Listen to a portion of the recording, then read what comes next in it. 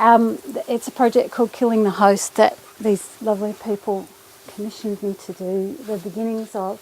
And I got the idea for it when I came down to do a residency last year with some European girls. It was a collaboration with some robots, and we came down and it was just heaven, you know. Been in the city for a long time, come down to Bundanon and there's these green rolling hills and little happy cows and kangaroos bouncing around, and these Europeans were just going crazy because they'd never seen kangaroos before, and we'd go for walks to the river and it was just heaven. But then one night coming back from the river we saw this little creature just down near where the gate to the house is, and it was just this terrible shock. I thought we were in heaven, but actually there's this poor tortured soul. So I became very interested in what was causing this and what it was. It's the mange, and it's a scabies mite. If any of you have ever had scabies, it's scabies, which is a little spider mite. It's an arachnid, and it burrows under the skin and lays eggs and shits under the skin, and it's toxic, and it breeds and proliferates, and the wombat gets really sick and slowly dies in really terrible pain. And they go blind and they come out in the afternoon, which, you know, they shouldn't. They should be there at night time. So I was really interested in this, and there's some of the bugs. So that's an electron microscope view. Creepy. And I went down to this wonderful conference and I heard Dr. Phil Borchard talk down there. Where are you? Yeah, which was great. Down in Albury, there's some excellent groups dealing with wildlife care, but particularly wombats. There's a group called the Wombat Protection Society, and they were really helpful with information about mange. And there's treatment and there's all kinds of things that can be done for it. It's not a mystery, it's just scabies. And of course what has been happening here that someone talked about already is that there's a fox baiting program that had started, I think, just when I was here last year. And that has shown some improvement already. If you get rid of the foxes, then there's less chance that the bug gets brought in quite so much and all this sort of stuff. Also, you can install little flaps in the burrow with a bit of arachnicide, insecticide stuff. And so when the wombat goes through, the chemical dumps on their back, and if you do that once a week for about 2 months, then it can clear it up as well. So there's things that you can do about it. Now, at the same time, I was also, my girlfriend is an environmental campaigner, so I get environmental issues all the time. But Longwall Mining on the southern coalfields, so the Illawarra close to here, this is sort of from about Helensburgh to Wollongong, this map. And this is from a group called the Total Environment Centre who do campaigns against this sort of stuff. And it shows Longwall mines, and they're massive. This stripy angular area, this is a mine, and this is a mine. So, you know, areas bigger than Wollongong, underground, are excavated to get the coal out, and then the ground collapses because there's just nothing underneath. And they do it underneath rivers, underneath people's homes, underneath, and it just falls in. And so there's rivers that have cracked and the water's gone away.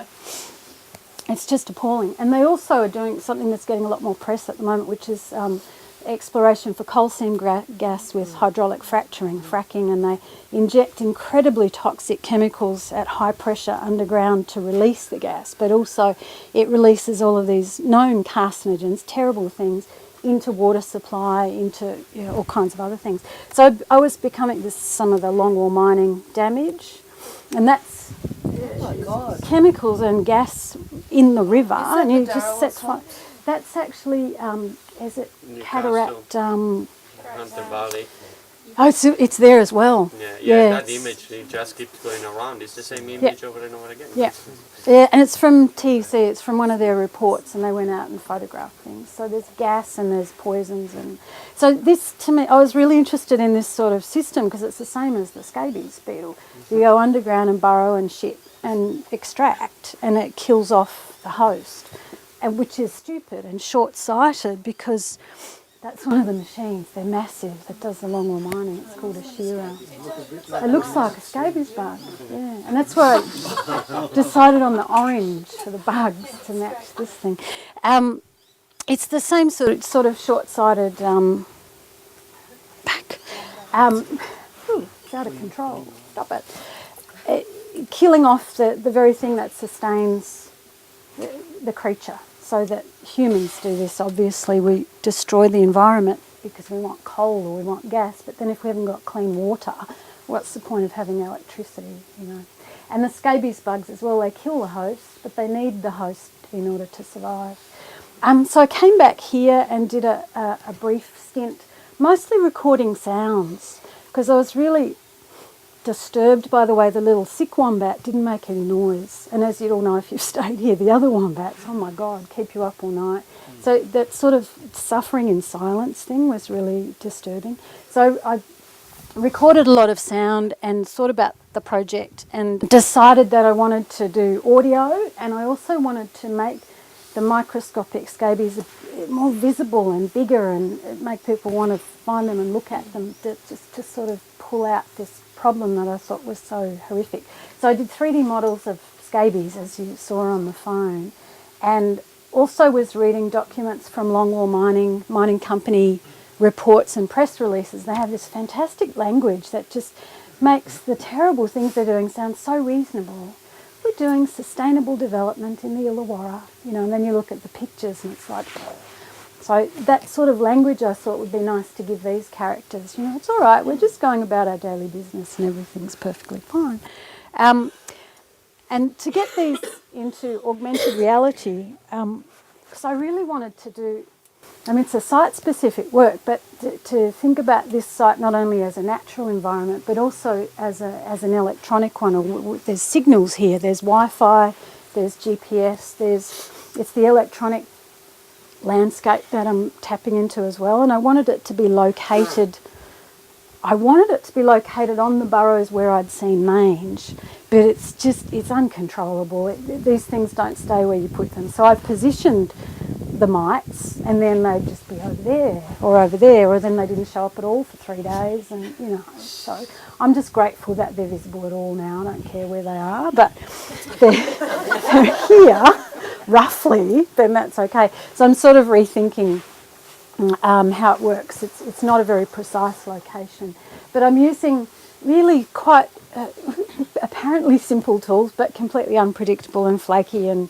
it's new technology, so it fails all the time. But layer, if you downloaded the browser, the layer people, anyone can set up a layer. That's what they call a range of augmented reality points.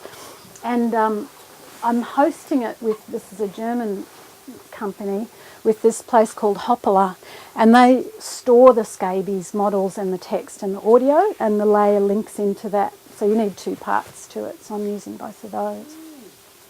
So yeah.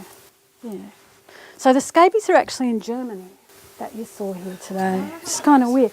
And this is where I've placed them. So here are the ones you were seeing, and I've put one on each of the Longwall Mine sites of terrible damage that was in the TEC, Total Environment Centre reports. So there's, you know, collapsed creeks and missing rivers and poisons and stuff. So those ones, you know, we'll probably never see because you have to actually go there and turn your phone on to see them, but you can't get in there. So that's where they are. And I'll wrap up. So the text and the audio on the scabies is all that I've done so far, but I'd really like to, in the future possibly, make them more live, so tie them into the actual occurrence of mange here, so that if there was, Dr. Phil, I like to call him Dr. Phil was talking about doing a mange study, or that you'd done a study where you had identified mange and amounts of mange by looking at the camera pictures. So if I could link it into real data about real wombats and real amounts of mange, it would be really interesting. And also it would be great to link it into whatever treatment program might seem appropriate, so that if we did have little flaps with mite killer, you'd probably see that the mange decreases, and I would kill off or reduce the number of virtual scabies to match, so the population of the virtual could match the population of the real. So that sort of more live, data-driven stuff would be what I'm interested in doing. And I'll stop there. Thank you. The salmon, Oh, the audio is just from sound around here. Wombats scratching, wombats eating, birds. I was up at about 5 every morning up in the bush recording the birds. And then I just mess with the sound because I wanted it to sound a bit threatening and horrific and insects eating and something being tortured.